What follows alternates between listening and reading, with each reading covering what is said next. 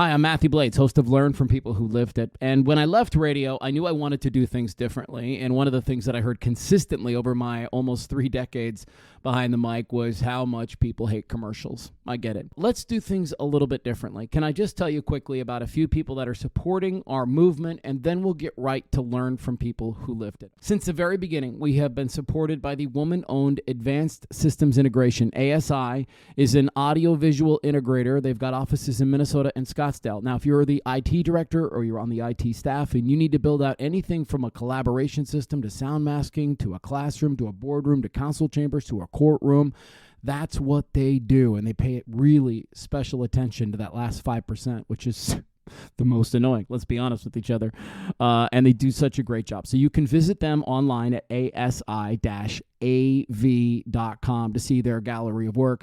And then I also want to say congratulations to the Mulhausen Group and the new homeowners, Tanya and Troy. 19 offers on the table, and TMG won the deal with passion and a creative strategy. See what your home is worth and why all of their business is referral-based at tmgphoenix.com. Okay, let's get right to this episode of Learn from People Who Lived It. Welcome to another episode of Learn from People Who Lived It.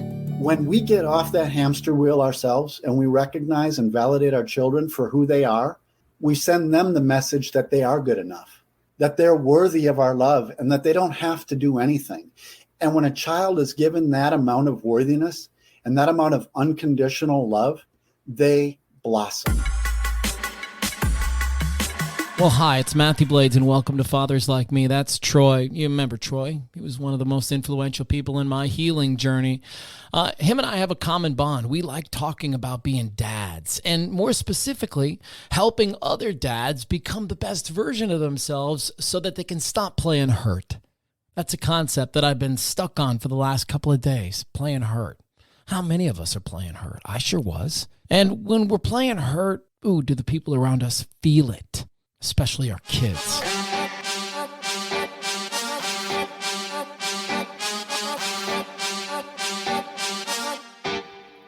I think a lot of times as a parent, knowing that I was a parent at 25 years old and hadn't really worked through a lot of the inner child wounds that I'd experienced. So, being in relationship with my children, many times early, I started to work on my child and started to try and drive them to become more or to be better than, and in comparison to maybe the way I wished I had been or I wished I was. It's a way in which the child really doesn't feel validated. The child doesn't feel understood, feels validated, feels separate from, feels not good enough.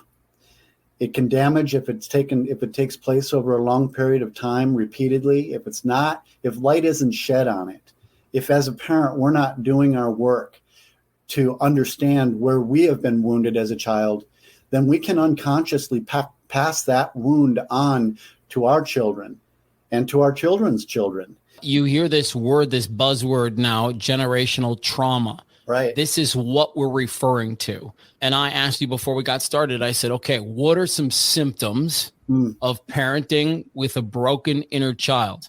And you and I agreed on a couple of things. We agreed on, well, number one, you repeat the same bad behaviors that your parents did.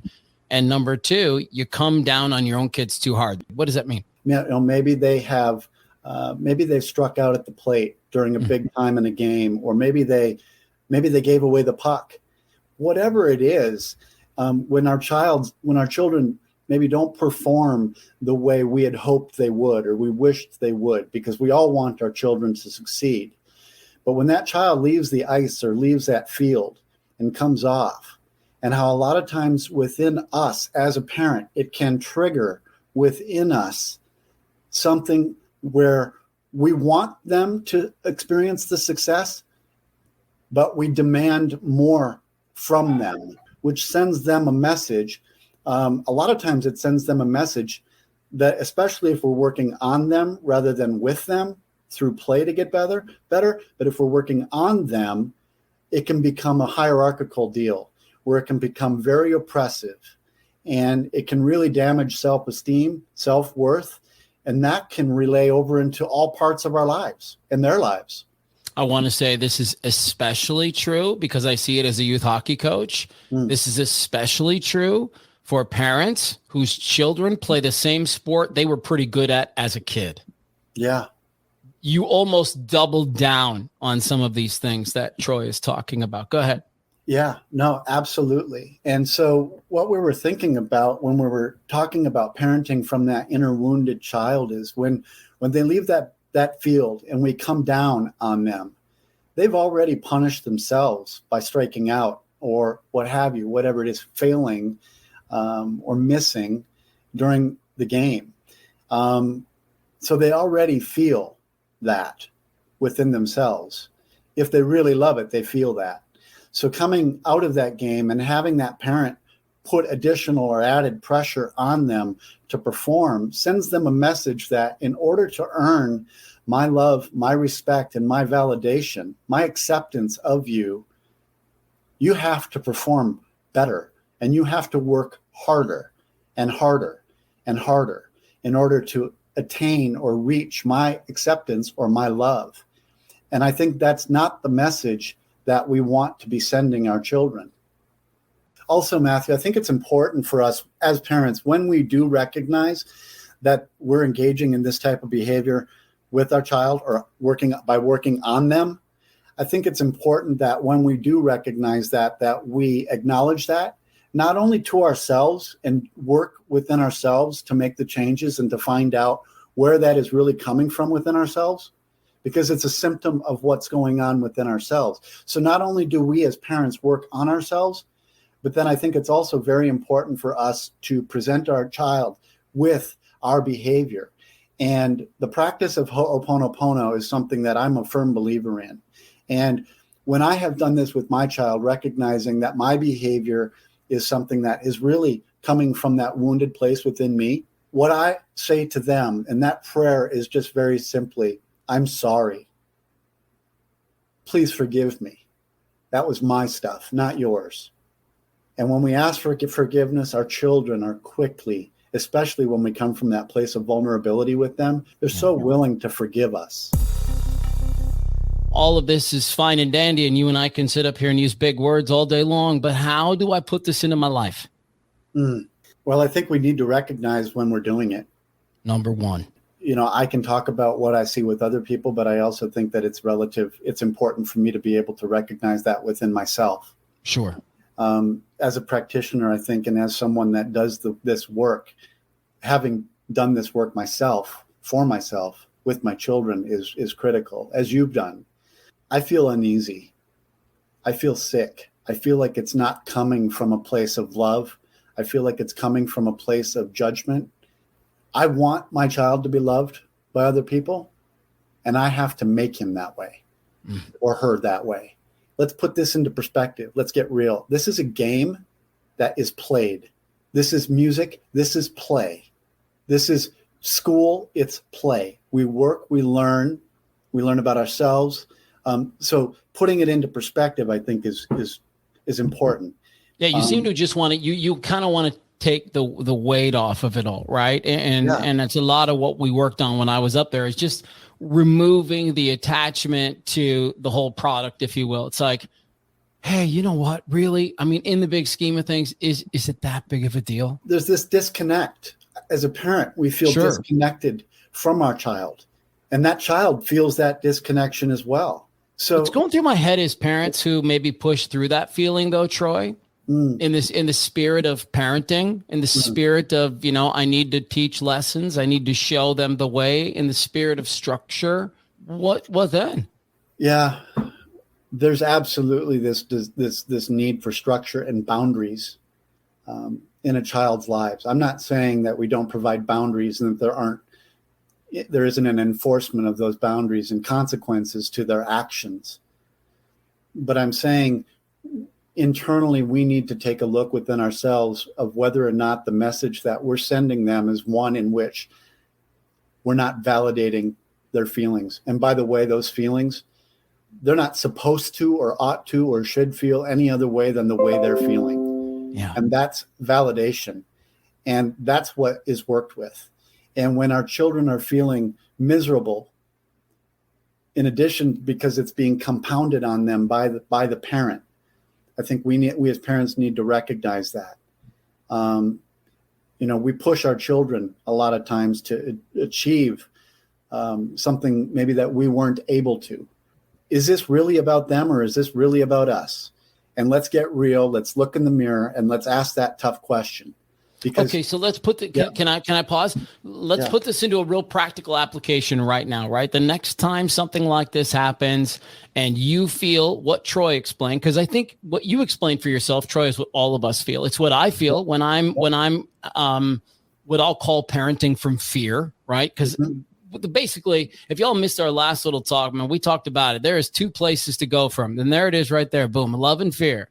And so that applies to parenting too. You're either parenting from fear, an inner child, the brokenness inside of you, or you're parenting from love. And there is a way to discipline with love. There's a way to structure with love. There's a way to make every kid see the light with love. So we're in our situation. Something's just happened. Oh, God, I feel a little bit uneasy. I just reacted in a way in which I didn't really like. Right. Let's go moment by moment. What do I do? Ooh, yeah. You feel it in the pit of your stomach. Right. And at that point in time, it's probably best to remove yourself and to go get clear and run a personal inventory and to really find out if that is coming from you or if it's about them. And if it's about you, then we own it as a parent. So I go right back into the situation and I say, hey, buddy, that's my stuff. And again, it's about connection and validation. And one of the easiest things and the best ways to go about to do that, and the way in which I find completely acceptable, is to go into my child's room and to tell them that very same thing. And, there's a prayer that it's a Ho'oponopono prayer, it's called. I do love it. Yeah. And it's very simple. I'm sorry. Please forgive me. Thank you. I love you. And it's amazing what happens when you stare and look right into your child's face and you say, I'm sorry. Please forgive me. They are so quick to forgive. And what I love about this, Troy, is where I think most people get tripped up. And I mean this with my whole heart. Most people, I'm in a communications industry. I think I'm very good with my words, but I know that most people are not. Most people aren't very good communicating how they feel. They can't articulate what's going on. And so they just act out, right? But this is where you get yourself into trouble. Don't overthink it. Don't overthink it. It really is as simple as walking in and going, oh, God, my bad. Mm-hmm. I love you. Right. Forgive me. Right. Hug it out and it's done, right? Most kids aren't going to want to sit there and analyze it anyways. Right, exactly. But they will appreciate it. And later in life, they will come back to you and they will be people of integrity. They will own their stuff and they will grow because of it. And they will grow because of that love and because of the integrity that we showed them as parents. The other thing that comes to my mind is as far as being a warrior, what it really means to be a warrior. I love this concept. Go for it. From my standpoint, when I look at being a warrior, it comes to really working on my own self-awareness and where this comes from. We heal when we are in relationship with the other. It's very difficult to heal on our own. We deal while we're in relationship. So it's no different than having a relationship with our wife or our husband and owning it. It's the same thing. We love our children and we need to own it. A warrior is someone who is willing to go within and to really suss out where that belief came from within their own life. That's what a warrior does. A warrior isn't the guy on the sideline banging his drum, telling his kid he needs to perform better. He needs to score more. He needs to do more. That's easy. Anybody does that. The warrior is the one that goes back and owns it and then deals with their children from a place of congruency, from a place that says, I matter, you matter, and the context of what we're doing here matters. It really comes down to whether or not, as a parent, you're willing to be vulnerable and to own it. just like you are in a relationship with your partner. I refer to it two ways. I say own your peace, and I say parent with a sense of urgency. Those are my like my top two concepts when it comes to parenting and relationships. Number one, when crap happens, what part did I play in it right away? Right away, what do I bring to the table? Yeah. I don't even know if I worry about what the other person did in most cases. I'm most worried about what I did, how I might have acted better or differently. Right. And then I like this idea of parenting with a sense of urgency. Like, what do your kids need to know? What are you holding on to that they might need to hear from you? What if next Thursday's not here for you guys? Is there a story you want to share with them? Is there something about their spirit and about the person they are that you want to tell them about right now? And the same thing with the other people in your life. Friend with a sense of urgency, work with a sense of urgency, all of these things. What do people need to know today that if, next Thursday wasn't here, you would want to make sure they did? Don't overthink it, not even for a second. If they're still awake tonight, you can walk in their room and repair it before you go to bed. Going to bed at night, feeling connected to your child, knowing that your child is going to close their eyes tonight and know that they are loved. That's the win right there. Sleep tight. Thank you for spending some of your time with us here on Learn from People Who Lived It. As a reminder, we're supported by the woman-owned Advanced Systems Integration. They're an audio-visual integrator with offices in Minnesota and in Arizona. So if you're that IT director or you're on the IT staff and you need to build out a collaboration system, surveillance cameras, video walls, meeting spaces, classrooms, council chambers, they can do it all. Visit them at asi-av.com. And of course, congratulations to the Mulhausen Group and the new homeowners, Tanya and Troy. 19 offers on the table, and TMG Phoenix won the deal with passion and creative strategy. See what your home is worth and why all of their business is referral based at tmgphoenix.com. Enjoy your day. Enjoy your week. We'll see you for another episode soon here on Learn from People Who Lived It. A reminder that if you could give us a nice review and a thumbs up and a share with a friend, well, that helps a lot. Thank you. We have 3 goals with Learn from People Who Lived It. 1. To help you feel less alone. 2. Encourage you to seek out a coach, a therapist, a church, anyone who can help you get through your journey and find some healing. 3. When you're ready, share your story with us. Find us on the web at fatherslikeme.com.